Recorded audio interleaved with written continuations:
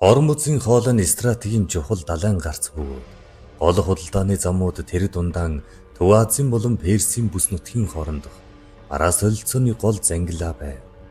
Монголчууд далайд шууд нөлөөллөөн тогтоогоогүй ч газар зүйн, худалдаа, датварын талаас нөлөөлж байсан. 1264 он Эл хаант улсын элчнэр энэ бүсэд очиж Монголын эзэмшил болсон мэд сүгэ хэмээн зарлаж орон нутгийн удирдагчдыг сольж Суган Жахан гэдэг монгол даргыг томилсон. Суган Жаханы гол үүрэг нь монголчуудын төлбөр татвар цуглуулах байсан ч заримдаа татварыг хурдан авдаг, заримдаа өөчлөлтөг байдлаар орон нутгийнхны дургу хүргэдэг байв. Бослого ба татварын маргаан Хормозын оршин суугч Суган Жаханы эсрэг бослого гаргаж Монголын татварын системд эсэргүүцэл үзүүлсэн.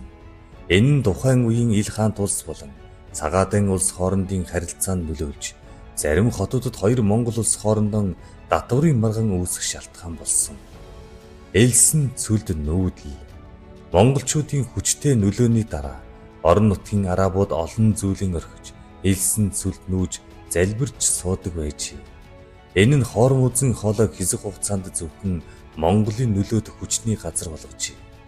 Доглон төмрийн үе ба ойрд гэр бүл 1315 онд Цагаатайн улс Хүлүүгийн улстай харилцаанд орж доглон төмрийн 90 үе эхлэх үед Ил хаант улсын ойрд гэр бүл Аргун агаагийн удмынх нь энд улстай болж Монголын түүхийг тус бусад гойж өгсөн юм.